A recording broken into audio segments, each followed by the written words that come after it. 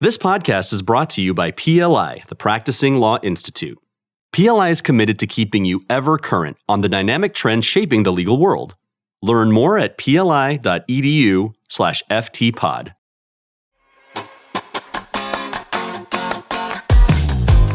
Welcome to Fast Tracked, Emergent Issues in the Legal Profession, brought to you by the Practicing Law Institute.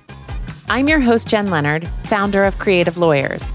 Buckle up as we hit the gas and explore the most dynamic trends shaping the legal world, from generative AI to DE&I and everything in between. I hope you'll join us as we explore the future of law today. On today's episode, we hear from Ben Barton, professor of law at the University of Tennessee College of Law, and Kat Moon, professor of law with Vanderbilt University Law School, about how generative AI will impact the future of lawyer formation. I hope you enjoy this insightful discussion.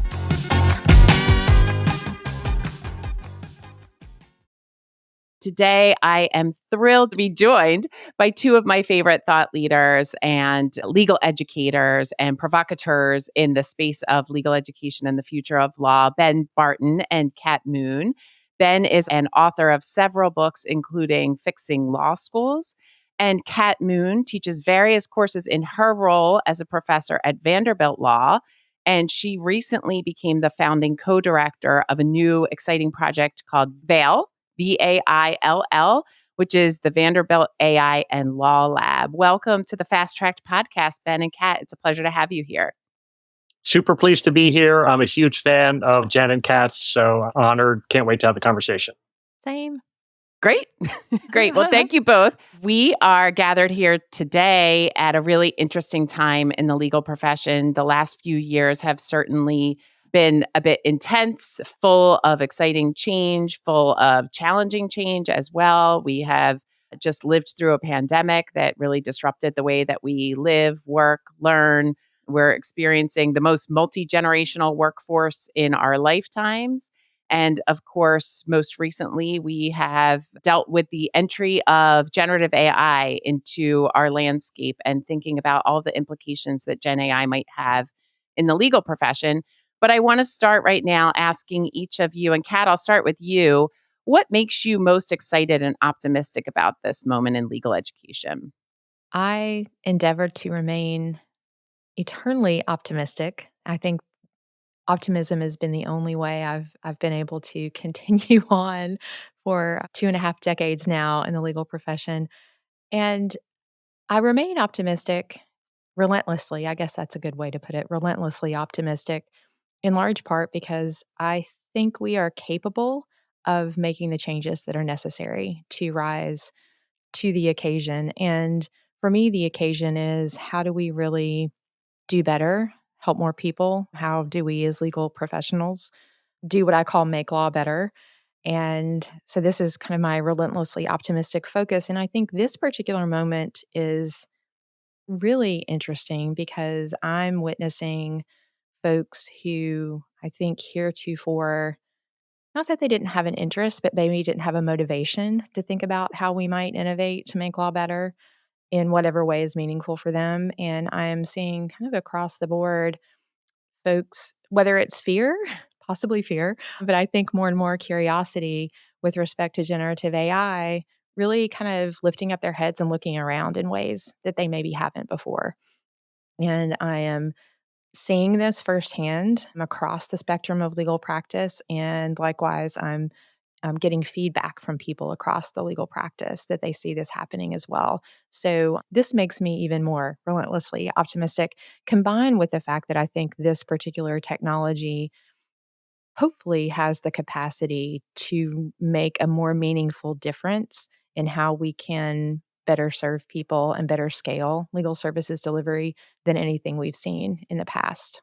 Thanks, Kat. I share your optimism, and I also share your impression that this moment feels really different to me, at least. Lawyers, of course, are known for their skepticism. I've been maybe pleasantly surprised, especially in more recent months, at the lack of skepticism I find among people who previously thought their change wasn't happening, that things would constantly stay the same. And Ben, like Kat, you have been studying and thinking about the legal profession for a long time now. Do you find this moment to be markedly different? Do you think we're entering an era of transformational change? What's your perspective?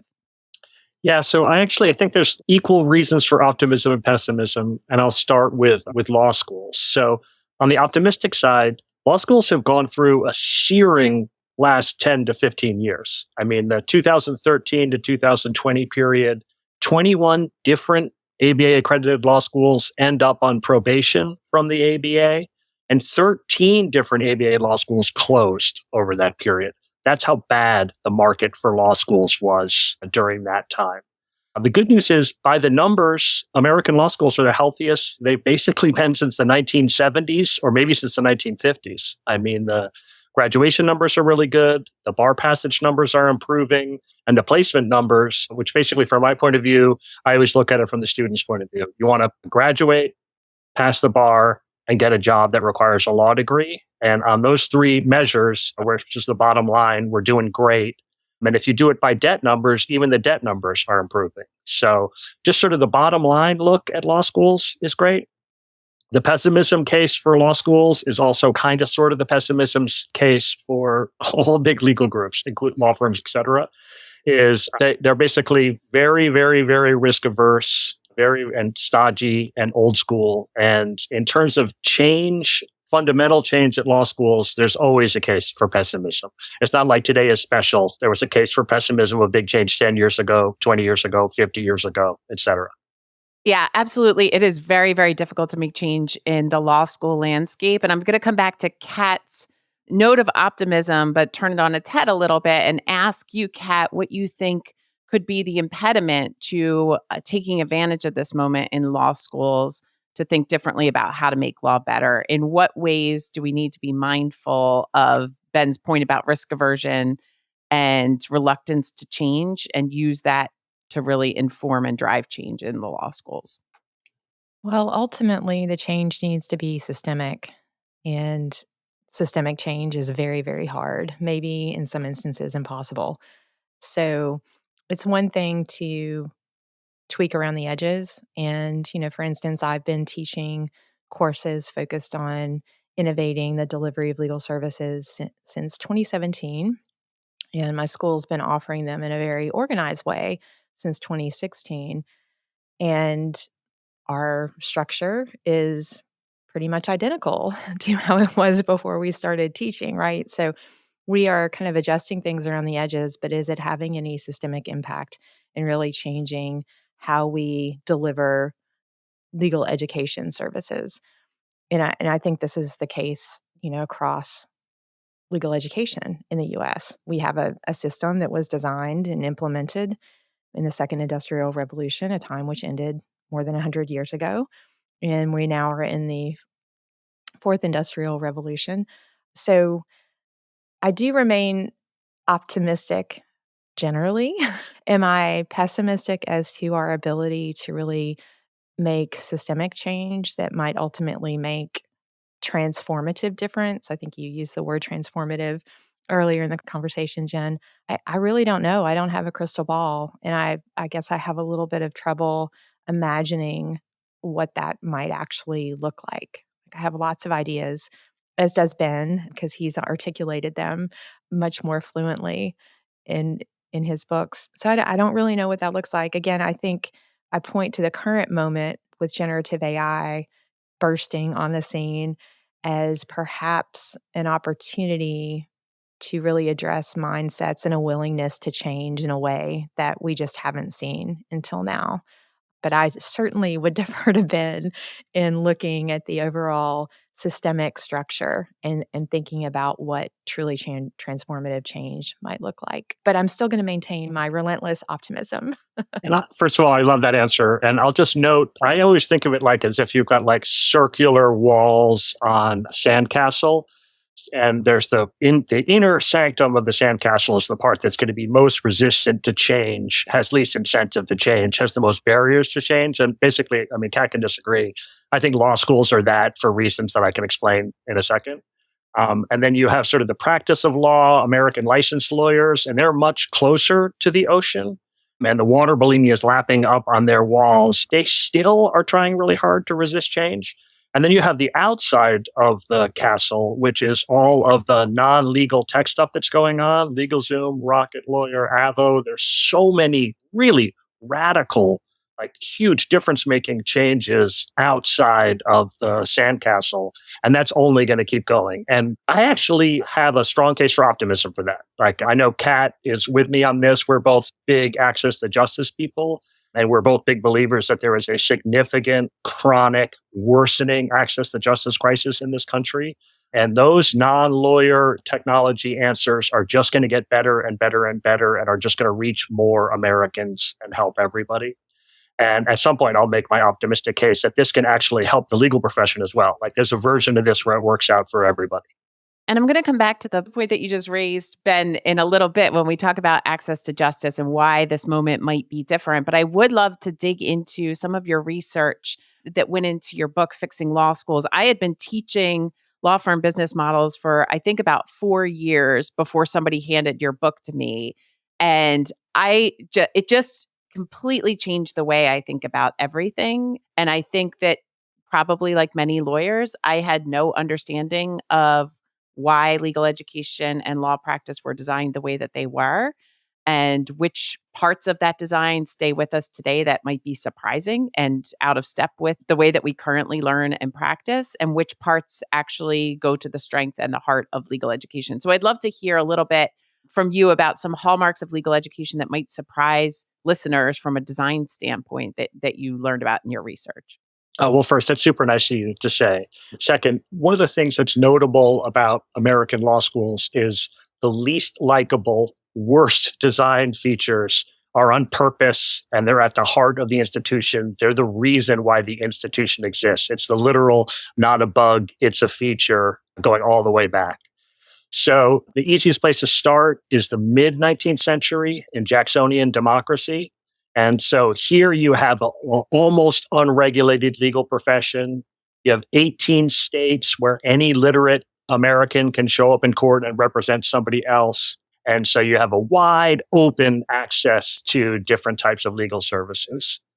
Then you have the Civil War and then the Industrial Revolution, and you have the reformation of bar associations. And so the first battle that bar associations fight is with no regulation.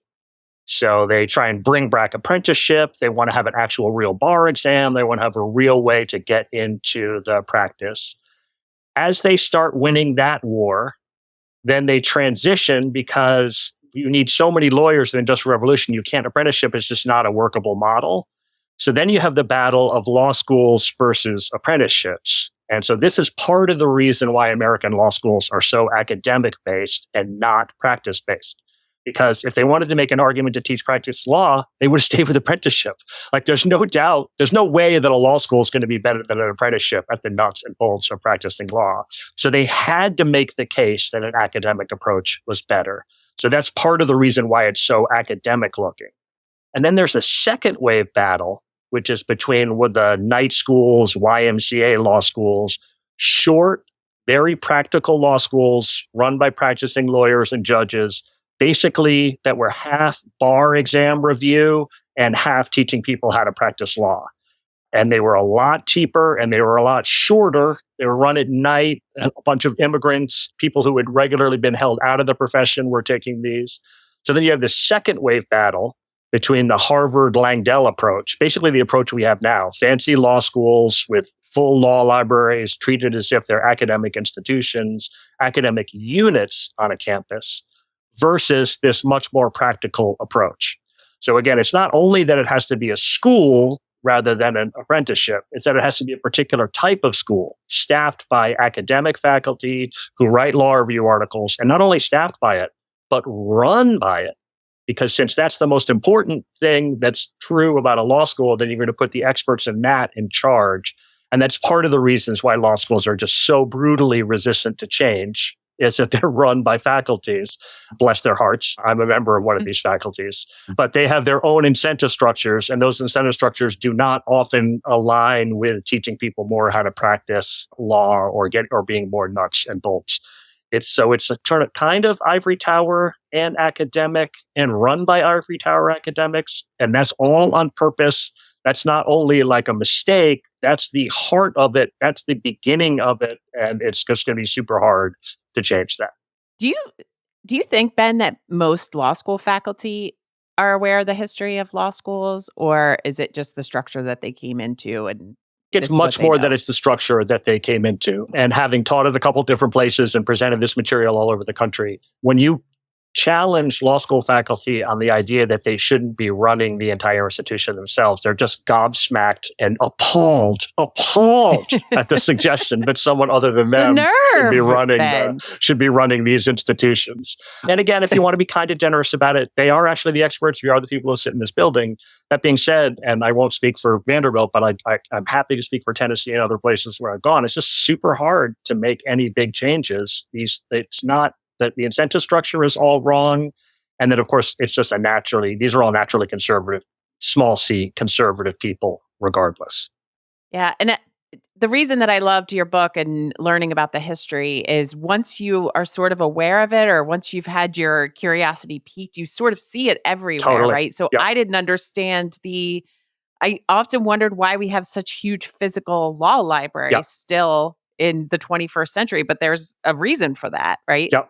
Yeah, no, for sure. That was one of the original accreditation standards that they did. They made you have a big law library. And the reason why is if you had a 1-year program at a YMCA, you certainly didn't have a law library.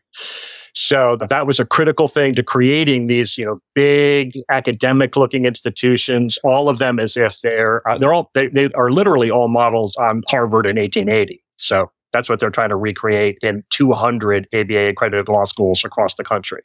Well, I was retroactively furious on behalf of the YMCA law schools when I learned that about the libraries. And as Kat mentioned, I used the word transformative about legal education, and maybe that is assuming that we want transformation to happen in legal education. Certainly, I'm sure that there are things that we think are valuable and essential at the heart of American legal education. So which pieces of the design do you think, Ben, are the things that are really valuable? And you talked about the health of American law schools now that contribute to that health, and maybe things that have changed along the way to strengthen it.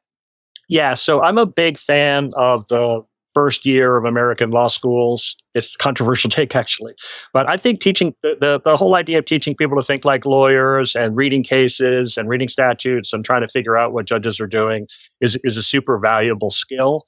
And in particular, the relentless focus on gray areas is also pretty helpful, especially in the world where generative AI and other technology are going to make more black and white issues much easier for everybody to figure out. I think that's pretty valuable. I'm also a huge fan of the clinical movement. I mean, it's super ironic that it basically starts 50 years ago. I think properly done. I mean, University of Tennessee has the longest continuously operating clinical program in the country. And that was where I started my career here. I was there for 11 years and was director for 4 years. So I'm not an unbiased observer of it, but I'm a huge fan of it. Like, I think insofar as you're going to teach people how to practice law, that's exactly the right way to do it. Externships and simulation classes are fine. But these dedicated professionals who are really focused on the practice, I think, are just exceptionally good. And if you study med schools or engineering schools, they're similar. It's the Cadillac/Tesla model. That's the best way to do it. So would you advocate for more experiential, project-based, client-facing work in the upper levels then? Yes. I mean, that basically my take on it is the first year is good and fine. It's the second and the third year, and maybe eliminate the third year altogether, but it's the second and the third year that need a lot of help and operation. Well, let's talk about some of the really notable classes that Kat teaches at Vanderbilt that have really influenced me. I think I teach many of the same topics, primarily because just like when I read Ben's books, I had never really been introduced to systems thinking, to business of law, to some of the things I think are most essential for trying to figure out how to solve some of the big problems you're both talking about. So, Kat, I would love to hear from you some of the courses that you teach and why you're drawn to those courses and why you think that they're not taught as mandatory courses in most law schools. I'd like to say I agree with Ben completely in terms of the existing curriculum. And from my perspective, fixing the curriculum for law schools, I'll just focus on the curriculum, is an and exercise, not an or exercise from my perspective. It may be a less exercise to the point of Ben's point about the third year, but that's another conversation. So I came to this as a practicing lawyer. So I graduated and started practicing in 1998. And I was nearly 20 years into the practice when I just was taking stock of how I wanted to be spending my time, the contribution I wanted to make to the world, and decided I did not want to practice law anymore. And I kind of felt like almost 20 years was enough. And so I was looking around, and it really was serendipity that I got connected with our dean, Chris Guthrie, and had the opportunity to engage in the program on law and innovation at Vanderbilt. And what drew me to that work particularly was the opportunity to teach law students about the things that had made the biggest impact in my work as a practicing lawyer.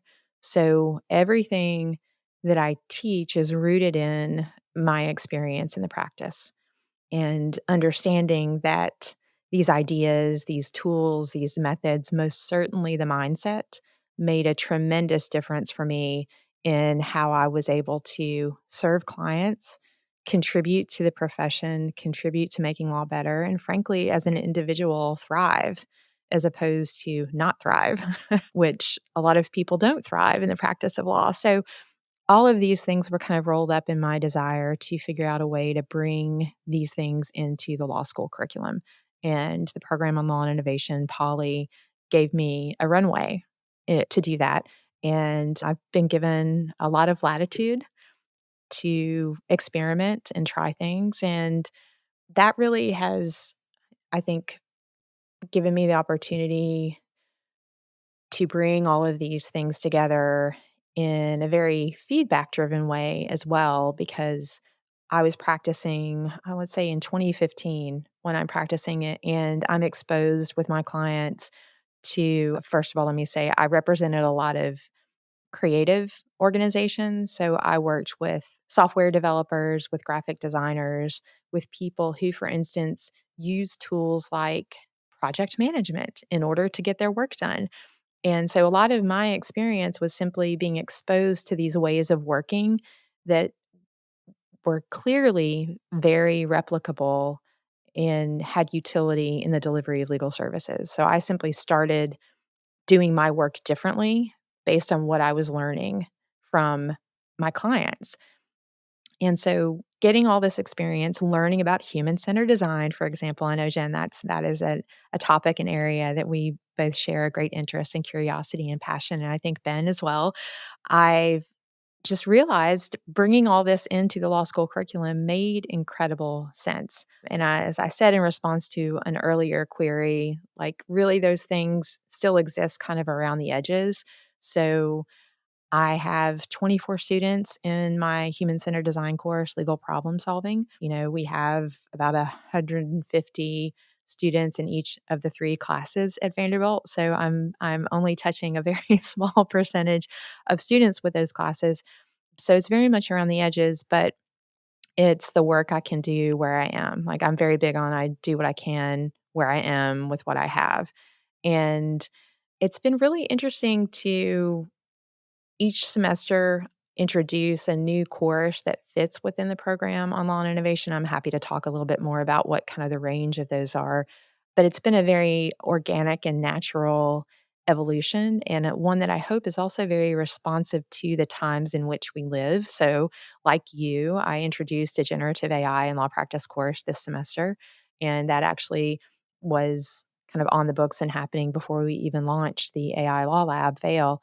But it, yeah, I've just tried to be very responsive to what's going on in the practice and bringing these ideas, methods, and mindsets to students with the hope that it empowers them to be much more effective lawyers and again to thrive in their practice. And I'll just identify really quickly at kind of a smattering of the classes. So I teach law as a business. So I teach students about how primarily the corporate law firm structure works, although we talk about kind of the range of the spectrum of how legal services are delivered. And this, I think, is actually a course that all students should take. And there have been times in which I've had almost an entire law school class, meaning like the entire 2L class enrolled. There was an error in the enrollment system. And at the height of the pandemic, I actually had 120 students in that class. It's designed for 24. That was interesting. So laws of business, legal operations, and again, that's been very responsive, the rapid move in that space. And I teach legal problem solving, which is the human-centered design course, AI in law practice. The precursor to AI in law practice was data in law practice. So that's kind of evolved. So, the goal really is, how do we skate to where the puck is going and think about what are those skills and what are those mindsets that students need to be armed with to really lead when they get out into the practice. And it's also just a whole lot of fun, I must say, a little bit selfishly. I just really enjoy being able to explore these things. I agree. And you're being very humble by saying that we share a curiosity for design thinking. As you know, my entire design thinking course was built as a replica of the course that you built, and was also influenced by colleagues of mine, to your point of interdisciplinarity. Around the same time I became aware of the great work you're doing at Vanderbilt, I also met a few people from the healthcare side of campus who had PhDs in design thinking, were teaching these things to doctors and other sort of affiliated professionals in the healthcare industry. So thank you for influencing people beyond Vanderbilt as well and starting that conversation, because I had never heard of human-centered design. And now I think I've been sort of steeped in it for so long that I'm surprised at how many people still haven't heard of human-centered design and how impactful that can be for creating better systems. And as you were talking, Kat, about the law firm business model class that you teach, or law as a business, I teach a similar class as well.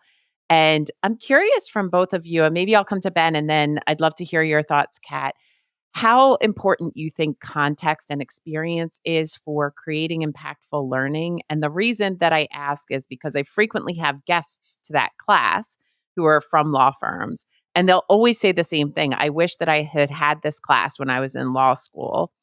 And I share that sentiment, although sometimes I wonder whether I really would have understood as much when I was a 2L as I would have when I was in my third or fourth year of practice and could actually see inside of a law firm, oh, that's why everybody freaks out on the last day of the fiscal year that they have to bring in all that revenue, because it's a partnership model and all the proceeds will be distributed. So, Ben, what are your thoughts about the time horizon over which legal education takes place, and whether a front-loaded model like we have in most of higher ed continues to be the best model, or whether there are other ways to extend learning over the course of a lifetime? Yeah. So first I'll say I love the sound of your guys' classes, and I'm a strong believer in that. And that absolutely, if it's not required, it should be generally available. I mean, it's not available at the majority of law schools, let alone required. So that's a significant error. And I am very sympathetic to the guest speakers who come in and are like, oh, I wish I'd had a business of law class. I will note the irony of this, which is that especially, well, pretty much all large hiring bodies in American law follow the same criteria for hiring, which have nothing to do with the classes the students take, and largely have nothing to do with the law schools they go to, except insofar as where they're ranked and where the students are ranked at those law schools.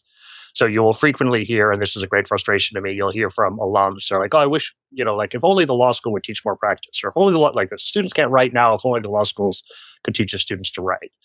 And then if you press them on it, like, so for example, at the University of Tennessee, we changed to create two different, and I'll give a short version, I promise, but we changed to have two different concentrations. We've got a business law concentration and an advocacy concentration. And we did this in the mid 90s. So we were really at the very first wave of this, and it was all practice ready. And you have a series of experiential classes, basically simulation classes that lead into a clinical experience and then are supposed to create the skids where you come out much more practice ready than you were coming in.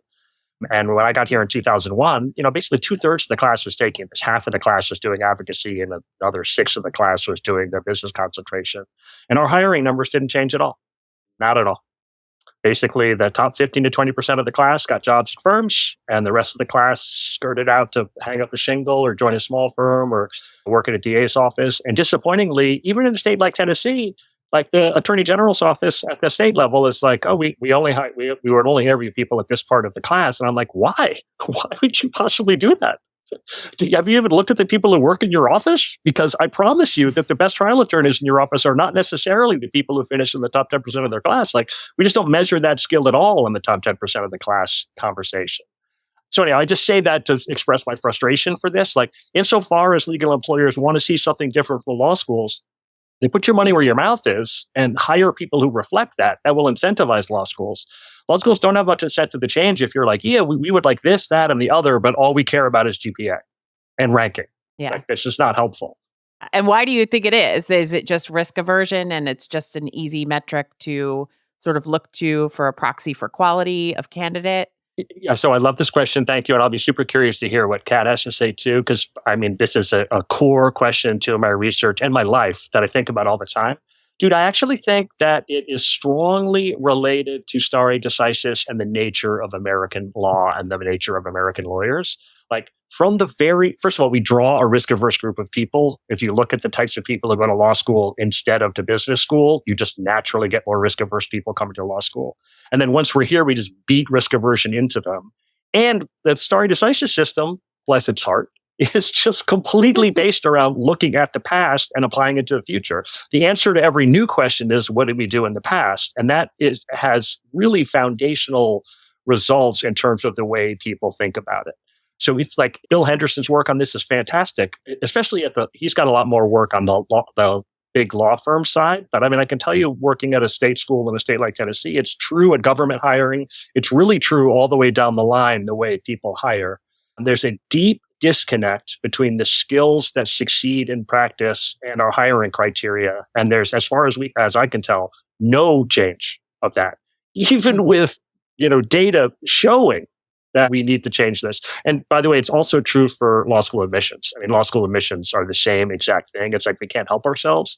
The law school admissions are targeted at first year grades. That is true. There's some correlation. There's not really a strong correlation. There's some correlation between LSAT, undergrad GPA, and first year grades. As to the correlation between that and success as a lawyer, there's just really, really limited data, and the data that we have does not suggest there's much of a connection between them. So somehow we just have to break out of these patterns where we're just stuck selecting the same people on the same criteria, regardless of how they do afterwards. Kat, what's your perspective? There is no incentive for change. I mean, to Ben's point, it is how things have always been done, and there is a very high comfort level with that. For most folks, it works out well, and the business models have been built around this, and there really is no incentive for change. So this is a huge conundrum for me. I think I don't my passion equals Ben's. I think in this regard, it's absolutely maddening. And I've gone so far as to co-create a model of lawyer competency, the Delta model, as kind of foundational. Let's really look at what the work requires and how folks can demonstrate high levels of mastery in those skills and competencies that are required for the work. And there are so many ways we could be better assessing and matching people to roles, right? And my observation is that no one's really interested in doing that because how they do things now tends to work out for people. And Jen, I want to loop back around to your question about context with the students. So this is very interesting. I have a conversation around this all the time, and I do think that for many students, especially those students who have come straight through from undergrad, so they don't have any meaningful work experience or really life experience other than being an excellent student, that there is a palpable sense that they don't really have the context to sort of figure out the value of perhaps all the things that we're exploring and all the things that I'm sharing with them, that guests are sharing with them. And I can tell you absolutely that students get out into the workplace and they have aha moments. And that's when they send an email or call me or write me a note and snail mail it to me and say, "Oh my gosh, that thing that, I see it, this has happened." They make that connection. And so I have decided that the thing I can do is help them kind of fertilize and seed the ground so that when they're having the experiences, when they have the opportunity, when they get to a moment, and this I think is core for me, when they get to a moment that they have the opportunity to make a choice with respect to their professional path, their trajectory, that I have given them something that is going to help them make the right choice for them. And this is it's that crucial moment that they can pull back from their educational experience and make the choice that's right for them. And I love that point, and I call that the "hear me now, believe me later" corollary. And for a long time, law schools will tell you, well, we don't need to teach the business of law. That'll happen when they graduate. They'll figure out all that afterwards. And then they'll even use the context thing as an excuse. They're like, well, they could never understand it now. I think that's exactly backwards. It's like, yeah, they may not have the context to it, but that makes it even more important that you cover it now. It's not okay to be 5, 6, 7 years into your practice and be like, wait, what? What is it we're doing Well, here? not only that, but especially in a profession where lawyers are required to be the owners of the business. You can't Right. delegate it to Yeah, no, somebody for sure. who Yep. is not an accredited lawyer. For sure. Well, I think one of the laudable changes in law school admissions, to Kat's point, in the last few years has been a focus on work experience and bringing people into law school who have a deep understanding, or at least a deeper understanding of why they're there and some sort of context to bring with them into the classroom. And both of your points are making me think of an interview I saw with Karen Stacy from Diversity Lab once about how she was insistent that if she provided the data around the effort she was trying to take to hiring partners, that surely they would come around and see her position and hire differently. And in the end, after all of that work, it was for naught because the system is what the system is. So I want to sort of think about drivers and incentives and how they might be shifting because of generative AI. And I'd love to start by hearing your perspectives as people who are surrounded by legal educators. I've heard everything across the spectrum from law professors, from this is just another hype cycle and this is a different version of email, to, maybe this will have some impacts, but we're going to take a wait and see approach, to people who truly believe that this is a fundamental change that will have real ramifications for legal education. And Ben, I'm going to start with you. Where do you fall on that spectrum right now, where we sit today? Yeah, so I'm with you. I've heard everything from a better one than email, I think, is blockchain. They're like, I don't know, like 3 years ago, everybody told me blockchain was a big deal. And I was like, I think blockchain is kind of stupid. And that actually is more, for the legal profession, at least, that's kind of sort of been true. Blockchain has not fundamentally changed much. That being said, I personally think this is a very, very different case. But I've heard everything from this is just hype to this is going to destroy everything to the in between. One thing I'll note about this type of technology, though, is this is one where it doesn't matter what the faculty thinks. It really, really fundamentally does not matter. If it works out the way, I think Kat will agree with me, if it works out the way I think it's going to work out, you can like it, not like it, dismiss it, not dismiss it. It's going to change the way the students work. It's going to change the way the lawyers work in such a fundamental way that law schools will have, like, their opinion on it means absolutely nothing. I am pretty much optimistic on it. The one caveat I would have with that is the concern of whether it gets so good there actually is a mass change in legal practice, to the point where, like, it puts a bunch of lawyers out of work. I've got a buddy here at Tennessee who is in the computer science department and works at Oak Ridge and is a legit, true tech side expert on all of this. And we were having drinks, and I was like, so the University of Tennessee has, 500 hours of me Zoom teaching classes. And then if they were to raid my computer, which is owned by them, they have all of my teaching notes, and they have a digital version of the book.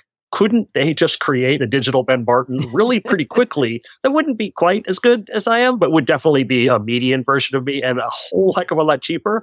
And he was like, yes, for sure. Stop saying that out loud. So there is that worry of it. But that being said, the changes are coming, and I'm enthusiastic, especially with access to justice crisis, that we're going to see good things from it.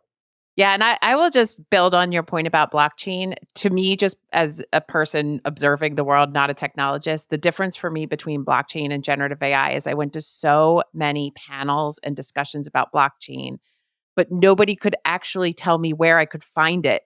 Or use it. The use case for it was like we have to have this smart contract where it's digitally laid out. I was like, I understand why that works for current. I mean, I sort of understand how it works for currency, but for contracts, I was like, why would you possibly need that? That sounds really dumb to me. This is the exact opposite of that. Like anybody, you should just go on to the ChatGPT and ask it to write you a legal letter about X topic, and you won't believe how mediocre but appropriately good it is. Like it's just going to be transformational. There's no doubt about it. Totally. And nobody could like, where is it? What is the website for blockchain? I don't know where to get it. So yes. So the ability to play with it and see the use cases yourself, I think makes it fundamentally different, putting aside the investment in technology that you would need and the transformation you'd need to undertake to make it work.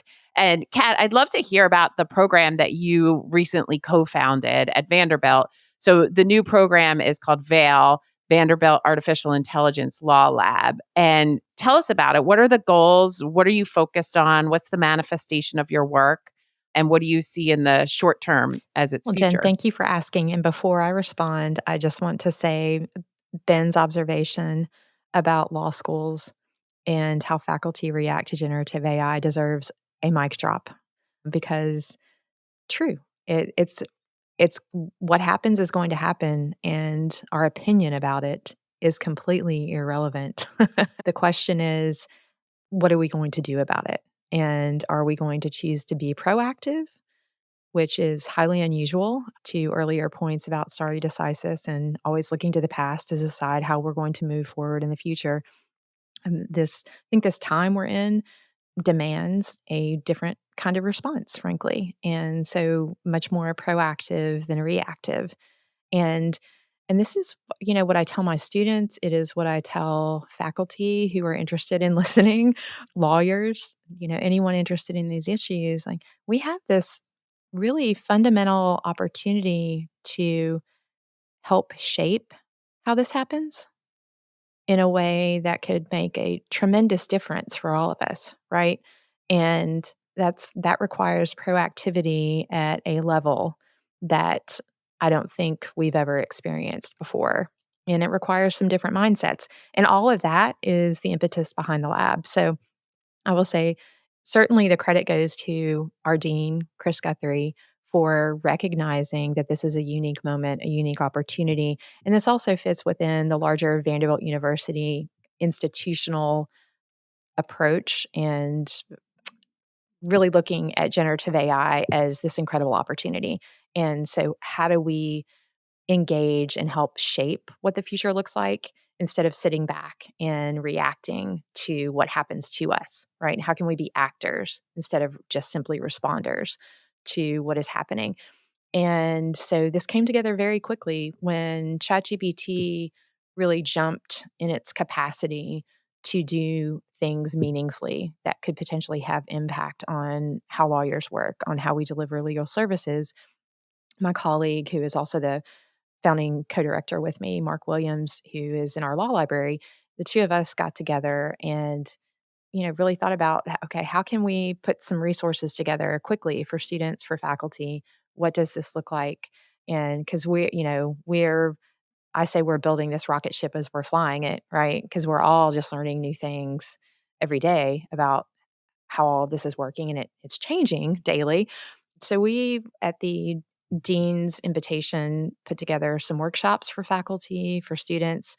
And it was through that effort, I think, that it was just the aha moment, again, within the larger kind of university structure that was really focused on generative AI, and still is. The dean, really said, I think this is something that we really need to devote time and resources to.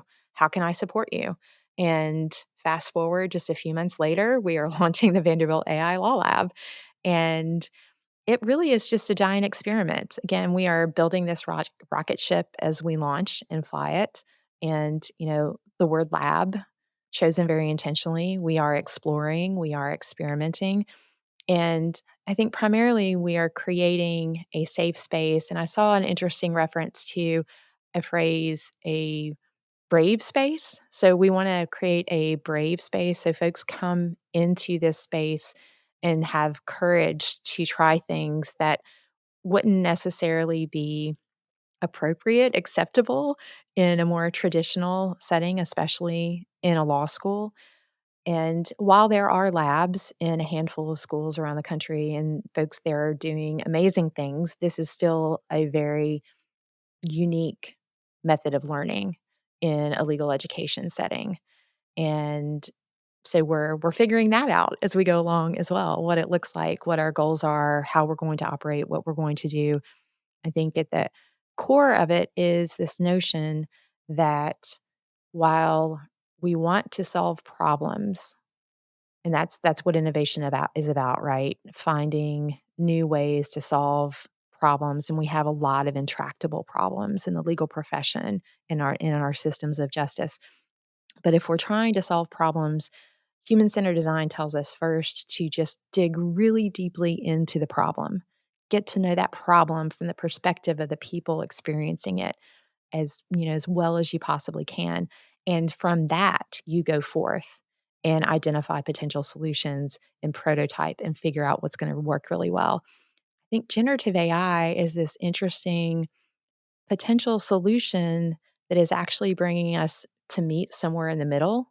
So while I still believe that solutions to problems should fundamentally be dictated by the nature of the problem itself, in some ways, generative AI is a solution out there searching for problems, right? So I view the lab as this brave space where folks can come in and really dig into the problems and think very intentionally and think with people who are experiencing the problems. That's key about how this technology might help us solve these problems.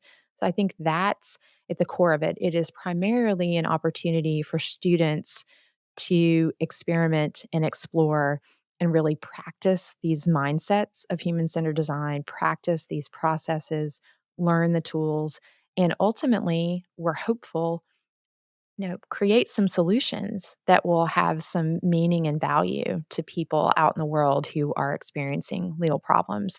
We have a whole lot of mindsets, but kind of three primary ones. I call them the three C's.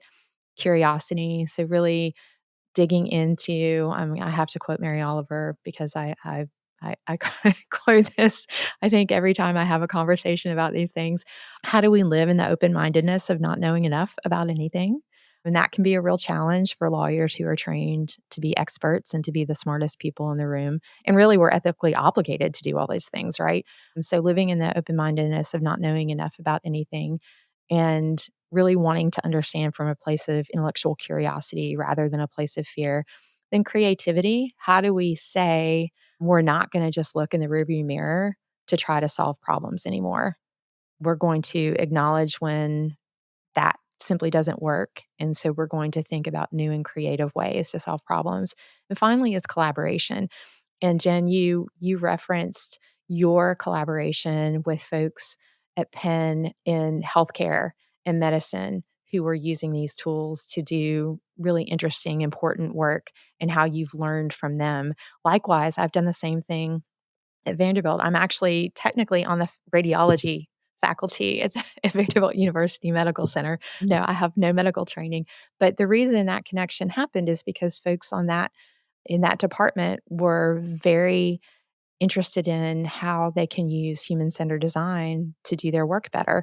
And interestingly, radiology has been for a while one of those areas in medicine that's kind of had a target on its back with respect to technology. And generative AI certainly, or AI in general, has had a big impact on how radiologists work and really their future.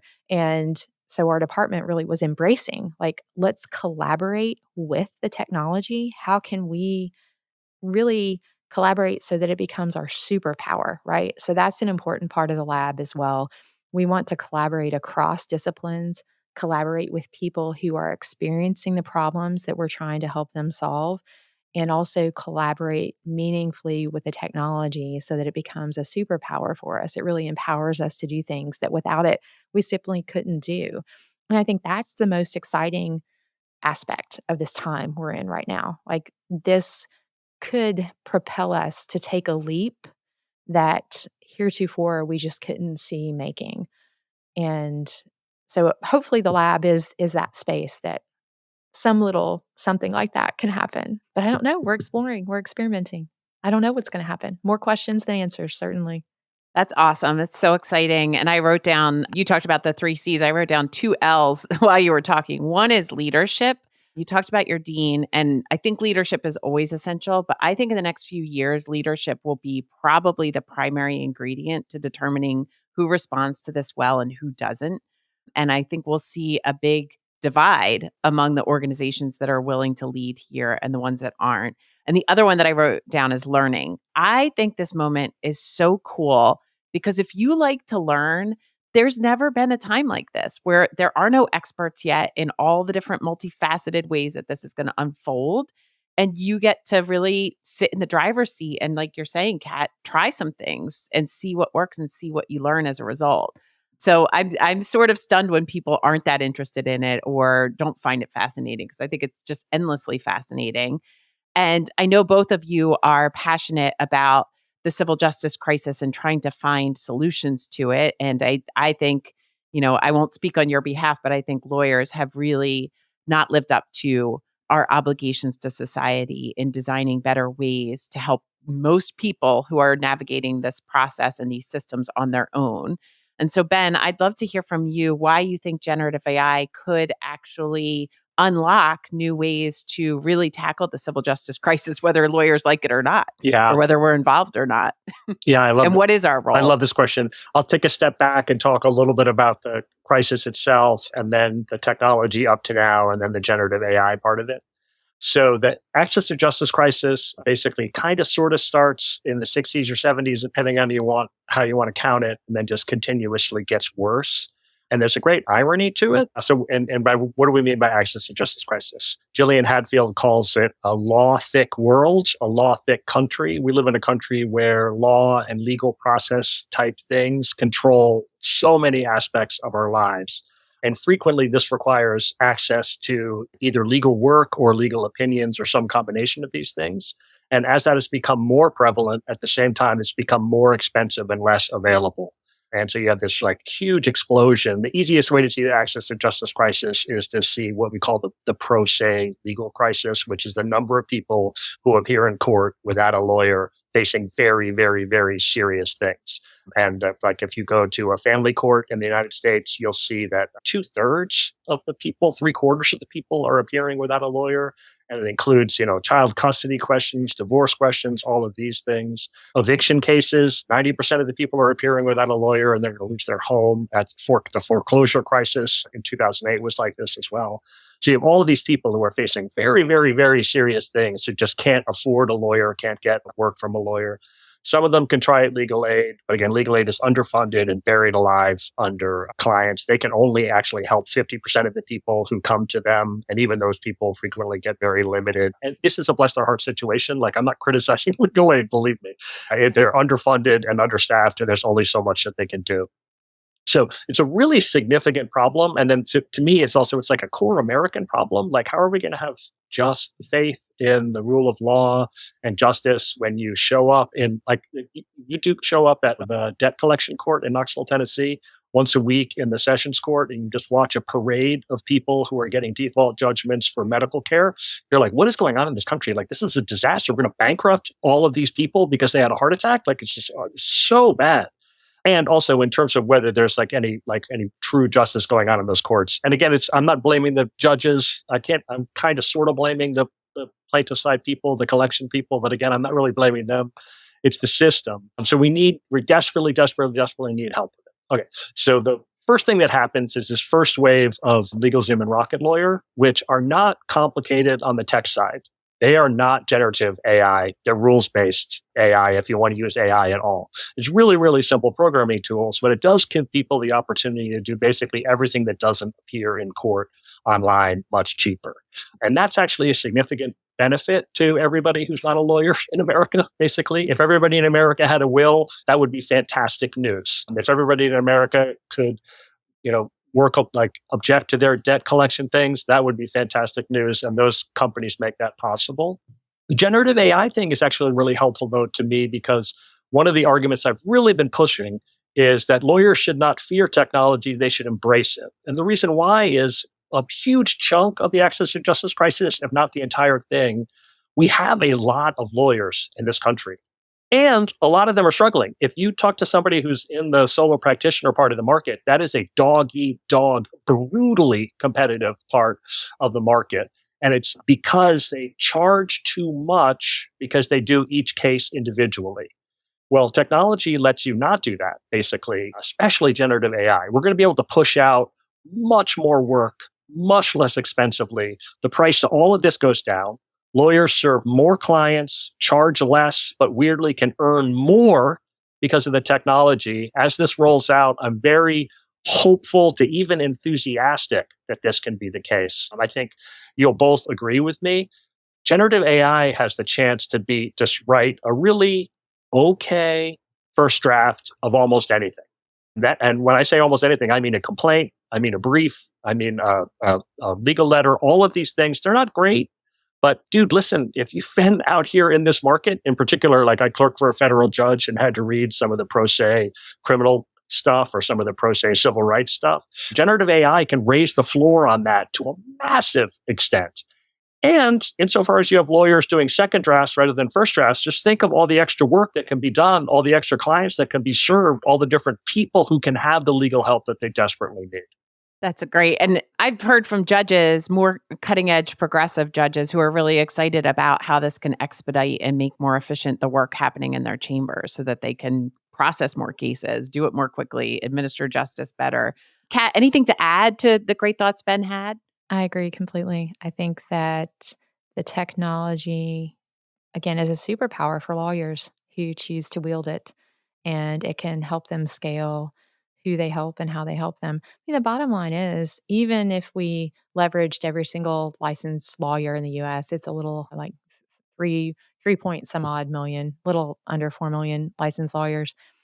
We're not enough to help all the people who need help anyway, even if it were economically feasible for lawyers to provide the help. And law is a business. Jen, to your point in launching this line of inquiry, I share your disappointment in our profession, in our failure, frankly, to help the people who were charged to help. And we are self-regulated, and we reserve the right solely in most jurisdictions to help people with their legal problems.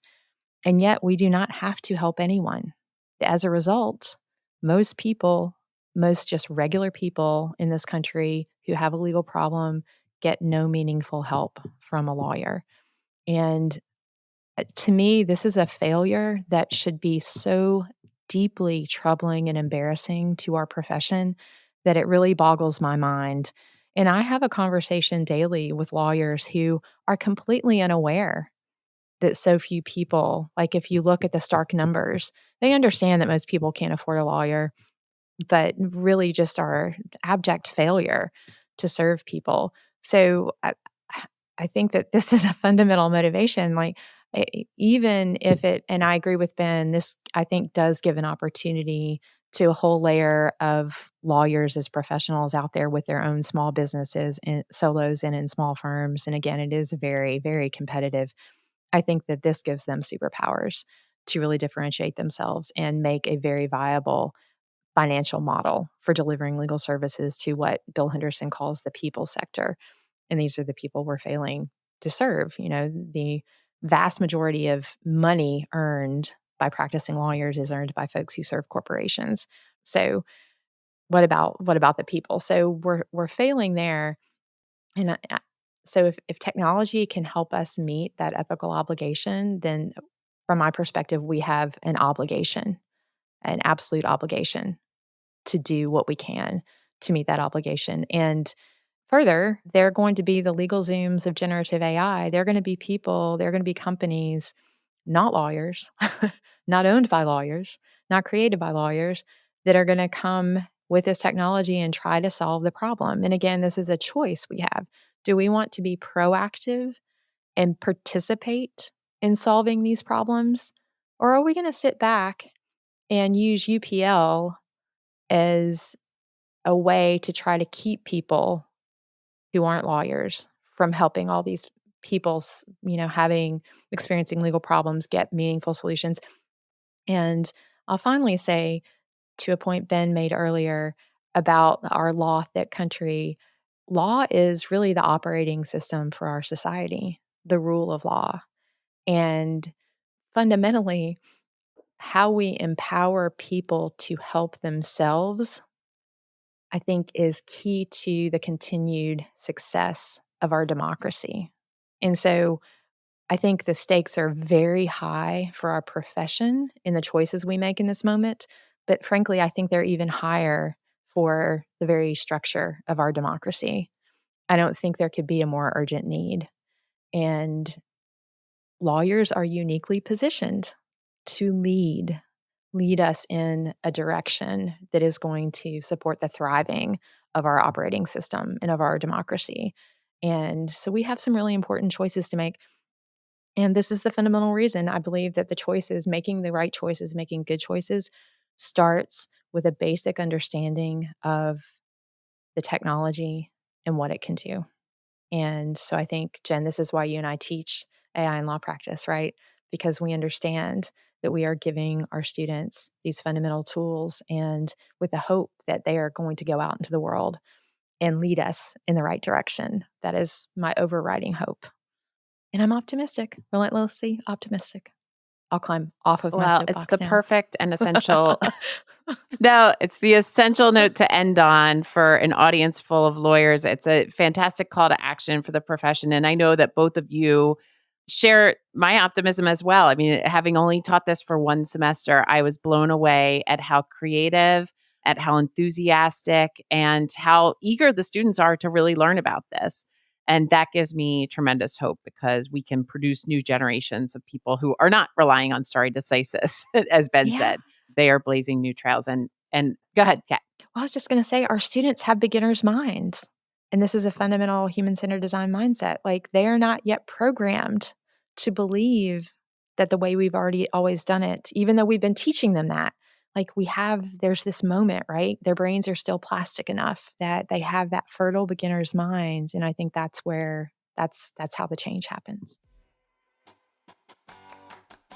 I want to thank both of you for being so generous with your time and your expertise, and more broadly, just to thank both of you for your leadership in a small C conservative profession that doesn't always ask the questions that you're asking. So I really want to thank you, and your work will continue to expand and grow across the profession, especially now.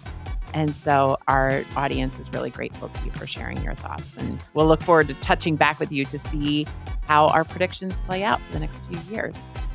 Thank you so much. Absolutely. My pleasure. It's wonderful. Yeah, thanks so much, Jen. Thank you for joining us on Fast Tracked. I hope you enjoyed this fascinating conversation as much as I did. Visit pli.edu for more insights, education, and resources for navigating this dynamic landscape.